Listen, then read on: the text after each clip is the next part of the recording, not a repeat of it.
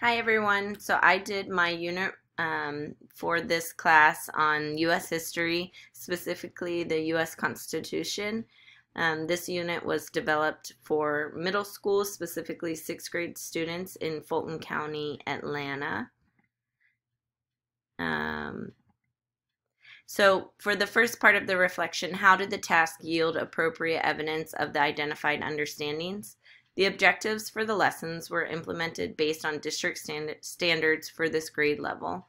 Accommodations were made for EL students to provide equitable access to information and assistance.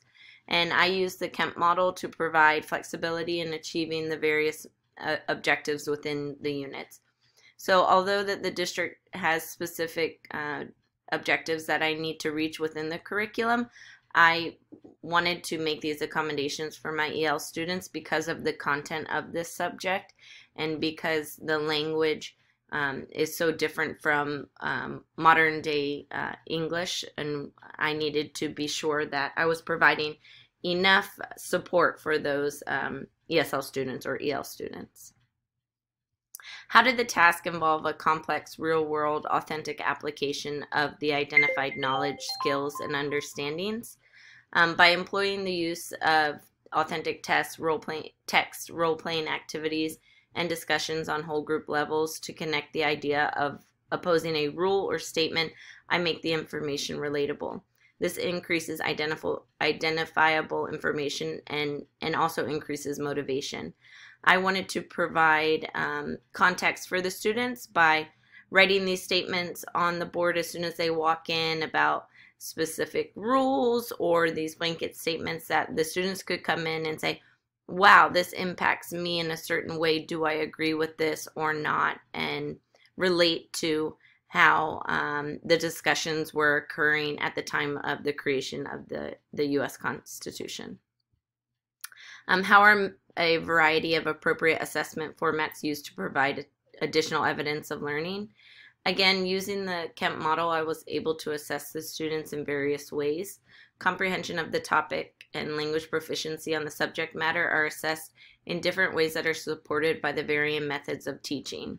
I really wanted to have a lot of opportunities for my, of course, all of my students, but especially my EL students, to show their comprehension of the topic.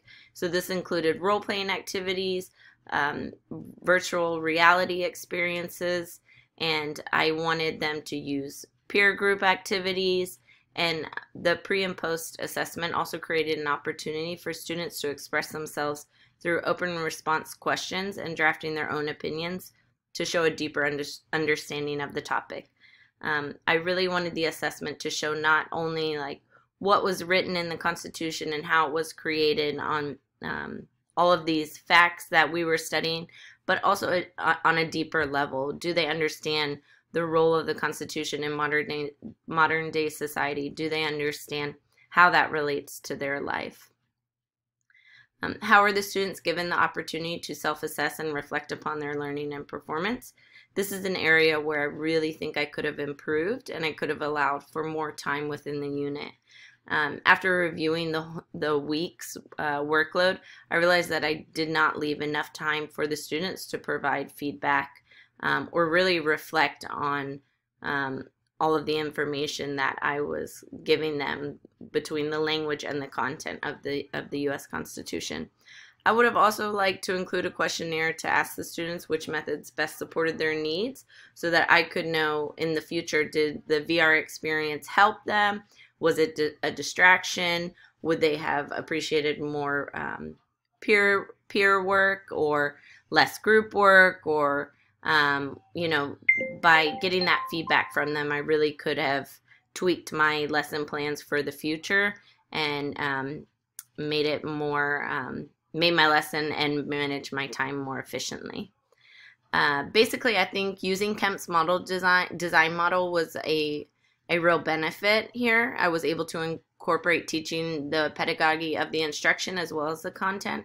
The unit was designed in a way to reinforce certain themes, the purpose of the document, and the application of its words in the makeup of our government, and then also the application of its words in present-day society. For the next time I teach this unit, I would definitely cut out some of the smaller details and focus a little bit more on the bigger picture, and make sure to manage my time more efficiently.